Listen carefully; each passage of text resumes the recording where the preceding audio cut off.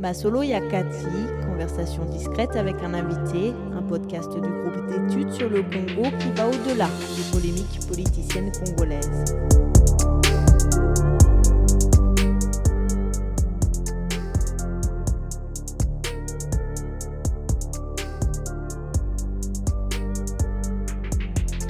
Bonjour et bienvenue à ce nouveau numéro de Masolo Yakati, le podcast du groupe d'études sur le Congo et de son partenaire de recherche en RDC, Ebouteli. Avec nous, nous avons le plaisir d'avoir Georges Kassongo, professeur en sociologie politique à l'université de Lubumbashi. Il s'intéresse particulièrement à la sociologie politique des élites. Alors, nous allons essayer de discuter avec le professeur autour d'une question centrale. Comment recréer les pactes sociaux entre les gouvernants et les gouvernés en République démocratique du Congo. Bonjour, professeur. Bonjour. Comment est-ce que vous, à votre entendement, vous comprenez ces pactes sociaux? C'est quoi le fondement même autour du pacte social qui réunirait le gouvernant et les gouvernés? Oui, pacte social, je peux dire que c'est une relation de confiance entre ceux qui gouvernent, c'est-à-dire les élites qui sont censées être les guides de la société, particulièrement les élites politiques, et le reste de la population. Si la complicité entre les deux catégories est rompue, ça signifie que le pacte est rompu. C'est pour ça que vous parlez de le recréer.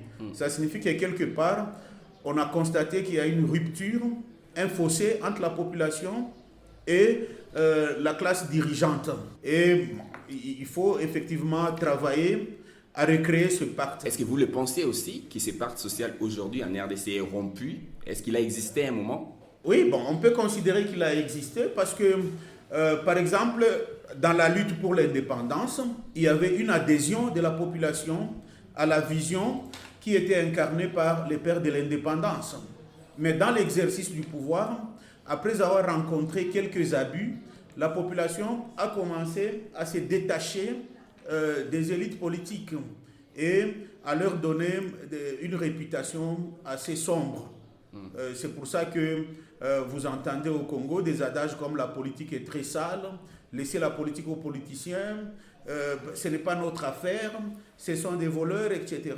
Tout ceci est venu de la pratique des élites qui n'ont pas réussi à garder la confiance de la population. Comment on justifie ça? C'est quoi les responsabilités? Est-ce qu'on situerait la responsabilité du côté des espaces de mobilisation? Est-ce que les partis politiques ont une responsabilité dans ce qu'on a aujourd'hui comme élite politique?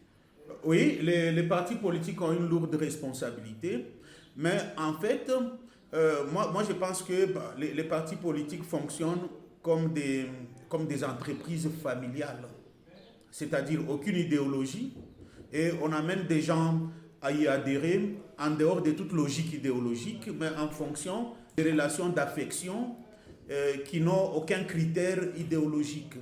Et c'est ce qui nous envoie à ce que nous pouvons appeler les agences de mobilisation de la population, les ONG, la société civile, qui doivent davantage amener la population à adhérer à une vision d'influencer les politiques et de leur demander des comptes. Oui, parce que les politiques ne peuvent pas évoluer à l'encontre de la population. Si la population manifeste la volonté de voir clair dans ce qui se passe au sein du champ politique, elle l'obtiendra. Oui, mais avant d'arriver, professeur, à la société civile, à ces agences, vous dites, de mobilisation, mais au niveau des partis politiques, lorsque le citoyen décide d'adhérer à un parti politique, d'être mobilisé, de défendre les idées ou peut-être les personnes en ce qui concerne la République démocratique du Congo, il attend quelque chose en retour. Oui. Mais pourquoi cette chose-là, même en interne, au sein des partis politiques, il n'y a pas ces mécanismes de redevabilité? Comment est-ce que les gens qui dirigent les partis ne respectent pas les contrats du départ? Mais justement, si je peux l'expliquer par un adage, je peux dire la population n'a que les élites qu'elle mérite. Ça signifie ces élites-là sont issues de la population et se comportent en fonction des attentes de cette population. C'est pour ça que la première action doit être orientée vers la population pour qu'elle devienne beaucoup plus exigeante, beaucoup plus stricte, beaucoup plus rigoureuse vis-à-vis de ces élites.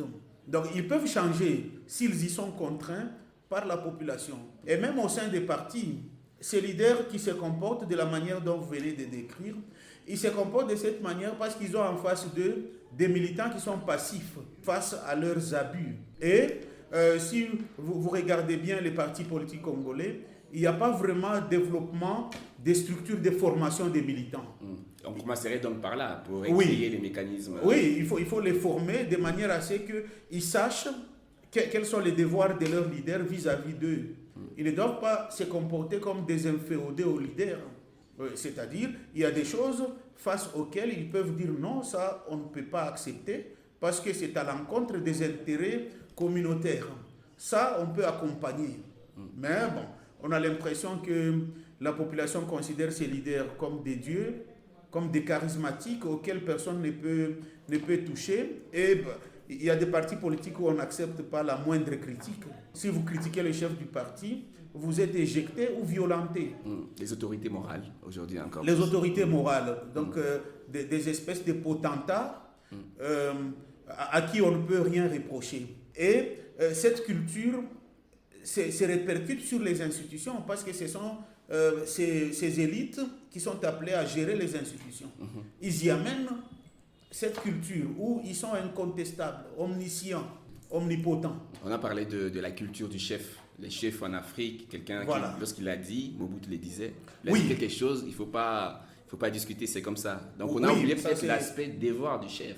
Tout à fait. Et ça, c'est une manipulation. Vous savez bien que le maréchal Mobutu était un grand manipulateur. Donc il a manipulé cette culture du chef en Afrique pour asseoir sa dictature. Et ce discours-là, il le tenait après avoir pendu 4 politiciens de premier rang, dont un ancien premier ministre. Il les a pendus et pour justifier ces pendaisons, il dit non, nous ne sommes pas en Europe. La démocratie ne peut pas s'appliquer à la lettre comme en Europe. Ici, chez nous, lorsque le chef a parlé, il a parlé, point barre. On ne peut pas contester cela. Mais le contexte était dictatorial. On ne peut pas évoluer aujourd'hui avec la même culture. Est-ce que vous pensez qu'on y est encore dans cette culture ? Qu'aujourd'hui, on ne peut pas contester les autorités morales qui gouvernent ou qui dirigent les plateformes politiques ? Oui, dans une certaine mesure, nous y sommes encore. Sinon, comment on comprendrait les incongruités auxquelles on a eu affaire à l'Assemblée nationale, par exemple ? Comment ça ? Vous avez assisté, un premier vice-président d'Assemblée nationale, à l'espace d'une année, il est déchu de son poste par les mêmes députés pour incompétence notoire. Vous parlez de M. Jean-Marc Kaboul. Voilà. Ensuite, il est remis en selle au même poste. Et enfin, il y a des désaveux où on cherche à le déchoir à nouveau. Donc ça signifie qu'il y a une impulsion qui vient de quelque part et les députés n'agissent que comme des automates. Donc ils n'ont aucun compte à rendre à la population parce qu'ils ne sont pas retournés vers la population pour que celle-ci se prononce sur l'incompétence de leur vice-président, ensuite sur sa brusque compétence et enfin sur une nouvelle incompétence. Donc nous avons affaire à ce genre d'incongruité parce que les impulsions à l'Assemblée nationale viennent non pas de la population, mais de ces autorités morales qui ont des humeurs. On reviendra sur la rédivabilité avec les députés nationaux, mais vous avez parlé des ONG, la société civile. Oui. Le groupe d'études sur le Congo et son partenaire Ebuteli ont organisé un forum le 16 février à Lubumbashi où le public, un forum public, donc, s'est interrogé aussi sur le rôle de la société civile. Oui. Est-ce qu'elle prend sa part dans cette construction du Parti social, dans cette récréation du Parti social congolais? Qu'est-ce que vous en dites? La société civile est en train d'y prendre sa part, mais assez timidement. Mais comme vous le savez, la société civile elle-même est minée par le comportement des élites politiques. Si vous regardez aujourd'hui au gouvernement ou dans les institutions politiques, vous allez constater qu'il y a plusieurs acteurs qui ont utilisé la société civile comme tremplin et qu'en fait l'objectif c'était d'entrer au gouvernement. Et là, il y a encore une rupture de confiance parce que vous avez des acteurs qui commencent au départ avec la population, comme des défenseurs des droits de l'homme, etc. Mais un peu plus tard, on les retrouve dans la sphère politique en train de reproduire les mêmes pratiques qu'eux-mêmes ont décriées. Et là, il y a une nouvelle rupture de confiance qu'il faut recréer. Un nouveau pacte, en quelque sorte. Mais qu'est-ce qui fait que des gens, lorsqu'ils sont dehors, ils ont des bonnes idées et lorsqu'ils rentrent, ils ne respectent plus les engagements pris au départ avec le peuple. Mais est-ce que ce n'est pas la force même de ces systèmes de prédation qui existent qui engouffre tout le monde? Oui, et ce système fonctionne sous quelque chose que j'ai appelé la multipotentialité du champ politique. C'est-à-dire? Le champ politique a une puissance exorbitante sur les autres champs sociaux, dans tous les domaines. C'est-à-dire quoi? Lorsque on entre dans la sphère politique, on devient inamovible. On est impuni en justice. On peut vider les caisses de l'État en toute impunité. On peut écraser les autres acteurs économiques, sociaux, culturels, etc. Ce qui fait que les acteurs qui évoluent, même qui semblent avoir réussi dans les autres secteurs de la société, donc les autres élites qui ne sont pas des élites politiques, sont attirés vers la politique pour se mettre à l'abri. Parce que quand ils se battent contre les acteurs politiques, ils ne sont pas à armes égales. Les politiciens ont créé un désordre tel que c'est eux qui sortent gagnants dans tous les duels. Et le système politique est en train de dysfonctionner comme ça. Donc il ne redistribue pas les ressources équitablement entre les secteurs. Le secteur politique est omnipuissant. Ce qui fait que les autres acteurs se rendent compte qu'il faut aller vers la politique pour se mettre à l'abri des abus des politiciens. D'où tirent-ils ces systèmes politiques? D'où tirent-ils ces pouvoirs exorbitants? C'est nous qui l'avons donné, c'est le peuple qui a donné à ces systèmes? Non, les responsabilités sont partagées. Parce que cette puissance provient du non-respect des règles.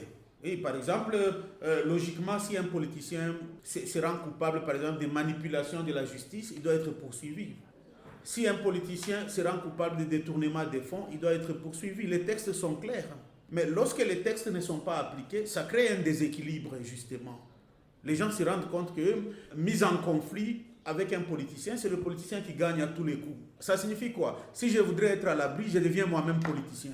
Je peux avoir bien réussi dans les affaires, j'ai mes biens, mais un politicien peut surgir et me les arracher si moi-même je ne deviens pas un d'entre eux, un d'entre les politiciens. C'est pour ça que vous voyez, les autres secteurs sont désertés par les élites qui gagnent le champ politique. C'est en quelque sorte pour se mettre à l'abri, non seulement financièrement, mais aussi les autres ressources, dont la justice. Alors, ce déséquilibre-là fait que même les acteurs de la société civile, après les répressions, les brimades, ils se rendent compte que pour leur sécurité, ils doivent peut-être être des protégés d'un politicien ou devenir eux-mêmes des politiciens. Donc, il faut corriger le fonctionnement du système politique pour éliminer cette multipotentialité-là. Ça passerait par quoi, cette correction? C'est quoi les éléments que vous voyez, les modalités pour casser? Non, ça passerait inévitablement par une prise de conscience de la population qui doit barrer la route à toutes les violations des lois. Si la population exige que les voleurs, par exemple, aillent en prison, ils y seront. Parce qu'il n'y a personne qui peut faire face à une population suffisamment mobilisée. Prenons le cas du travail parlementaire, parce que c'est une illustration aussi de ce pacte social. Les élus viennent chercher les voix pendant les campagnes et ils deviennent des représentants de ce peuple. Et on a vu encore hier, lors du forum public, que très peu, en tout cas plus de 40% des députés nationaux ne reviennent pas dans leur circonscription pendant les vacances parlementaires. Comment est-ce que vous expliquez ces gaps aussi, cette rupture, mais comment on comprend que finalement, il n'y a toujours pas redevabilité? Voilà. Tout ceci provient encore de cette multipotentialité. Donc, au sein du champ politique, nous avons quelques acteurs très puissants qui dominent les autres. C'est pour ça que moi je parle d'élite principale. Il y a quelques élites principales qui contrôlent les autres élites que j'appelle les élites secondaires. Alors, toutes ces élites secondaires... Concrètement, professeur, aujourd'hui... Les autorités morales. D'accord. Ça, c'est les élites principales. Okay. Les autres, là, les députés nationaux, quelconques là-bas, qui n'ont pas beaucoup de aura, on les appelle les élites secondaires. Eux, ils dépendent de la première catégorie. Et il y en a qui sont convaincus qu'ils ne sont députés que grâce aux élites principales. Pas grâce au peuple. Pas grâce au peuple. Et donc, ils rendent compte à leur patron, qui se trouve majoritairement dans la capitale. Et lorsqu'ils ont rendu compte là-bas, la population, ce n'est plus leur affaire. Et tout ceci, pourquoi? Parce que le système électoral lui-même est biaisé. On parle des députés nommés et non élus, etc. Donc, lorsqu'ils sont convaincus d'avoir été nommés, ils rendent compte à celui qui les a nommés ou à celui qui a récupéré la puissance de celui qui les a nommés et donc qui pourrait les nommer à l'avenir. Et la population n'a que ses yeux pour pleurer. Donc, lorsqu'on corrige, par exemple, le fonctionnement de la justice, on corrige le fonctionnement du système électoral, on va obtenir tout ce qu'on veut obtenir. Parce qu'à ce moment-là, les députés seront redevables à la population. Cycle électoral après cycle électoral, on dépense beaucoup d'argent pour organiser des élections, mais finalement, vous dites, ces élections ne sont pas des élections. C'est quoi le sens alors qu'on donne aujourd'hui aux élections en RDC? Parce qu'on est appelé à voter encore dans un an. Non, si vous regardez bien, la population est en train de marquer un désintérêt vis-à-vis des élections. La mobilisation de 2006... Les derniers sondages, professeur, les derniers sondages du GIEC ont démontré aussi ces démobilisations politiques. Tout à fait. Maintenant, il faut qu'il y ait des acteurs au sein de la société pour recréer l'intérêt. Lorsque ça ne marche pas, il ne faut pas abandonner. Il faut plutôt obliger que ça soit corrigé. Oui, mais lorsque quelqu'un se rend compte que sa voix ne compte pas, même s'il se déplace sous la pluie pour aller voter, finalement, c'est pas ça le résultat qui en sortira, parce que vous dites qu'il y a des nominations plutôt. Oui, c'est parce que la culture politique de la population est encore faible. Par exemple, lorsque les députés ou les futurs députés vont en campagne, quelles sont les questions qu'on leur adresse? Quels sont les comptes qu'on leur donne? Quel est le pacte? Parce que c'est ça le début du pacte. Nous vous envoyons à l'Assemblée nationale. Qu'est-ce que nous attendons de vous? Qui est-ce que vous placez comme suppléant? Quelle est la nature des lois que nous voulons avoir? Parce que lorsque, par exemple, vous voyez des gens qui vont à l'Assemblée nationale, qui créent des lois, et ce sont des lois qui passent très impopulaires au sein de la population, mais ils se les imposent là-bas, et ça passe, parce que la population ne s'intéresse pas tellement au travail parlementaire. Elle se contente d'aller voter en échange de quelques présents. Mais il faut qu'elle s'approprie le processus en demandant des comptes dès le départ aux députés et en leur faisant comprendre clairement qu'ils n'auront pas un nouveau bail si le pacte n'est pas respecté. Oui, parce que nous parlons des pactes, mais dans certaines circonstances, on peut même dire qu'il n'y a pas eu pacte. Oui, parce que les gens sont venus distribuer des présents. Ça signifie qu'ils ont acheté des voix. Dès le départ. Oui, et lorsque j'achète, ça m'appartient. J'en fais ce que je veux. Or, le pacte là, à l'issue des élections, il doit être basé sur la confiance. Oui, pas sur un achat. Et quel est votre point de vue, professeur? Vous avez parlé de la suppléance tout à l'heure. Quel est votre point de vue sur l'existence du pacte lorsque le citoyen a accordé sa voix à un candidat titulaire pour dire « Ok, moi j'ai confiance en vous, vous allez me représenter ». Et à la fin, il se retrouve avec un suppléant parce que le député a accepté un mandat incompatible. Est-ce que ça participe à réduire l'efficacité de ces pactes ou c'est juste un mécanisme normal en démocratie? Je pense que ça participe à le réduire parce que si vous regardez bien, par exemple, dans le système politique américain, lorsqu'un président se présente, il est accompagné de son colistier qui passe par le même processus que lui. C'est-à-dire, il sera pilote, il a déjà désigné son copilote parce que dans le système politique américain, le vice-président n'a que 3 rôles. Il tranche lorsqu'il y a égalité de votes au sein du Sénat, c'est sa voix qui va trancher. Et il est là pour remplacer le président au cas où il lui arrive un malheur. Mais c'est un président de réserve. La population le connaît déjà et son profil est publié. Et il accompagne le futur président dans sa campagne électorale. Mais pour les législatives congolaises, les suppléants sont aussi enregistrés. Les suppléants sont enregistrés sur des listes auxquelles la population n'a pas accès. Ils ne sont pas dans les affiches. On vous dira que les listes sont publiées. Les listes sont publiées, mais imaginez la population qui est à Kamina. Quel est le taux d'accès à Internet? À Kamina, à Mkabekasari, ou encore à Mkabekasari, à Kamina, à Mwanda, etc. Quel est le taux de population qui a accès à Internet? Même s'ils ont accès à Internet, est-ce qu'ils savent accéder au site de la CENI pour télécharger la liste, la consulter? C'est là encore que nous revenons à un travail de mobilisation. C'est en fait les autres acteurs de la société civile qui doivent attirer l'attention de la population. Leur dire par exemple, il s'apprête à se faire remplacer par son fils avec qui vous n'avez aucun pacte. Par exemple, s'il désigne comme suppléant un cadre du parti que les autres militants connaissent et qu'il le présente à l'occasion de la campagne électorale pour que ce pacte-là soit solide. Il ne faut pas qu'on s'aperçoive qu'on a voté pour des députés, 6 mois plus tard, on se retrouve en présence des gens que l'on ne connaît même pas, qui occupent des sièges, et que l'homme en qui on a placé sa confiance se retrouve au gouvernement. En ce moment-là, il y a quelque part une crise de confiance. La population ne sait plus à qui demander des comptes.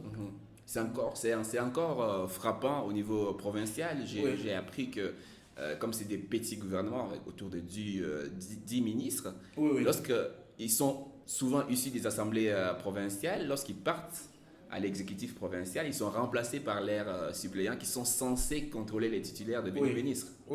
C'est un problème, c'est un effet pervers.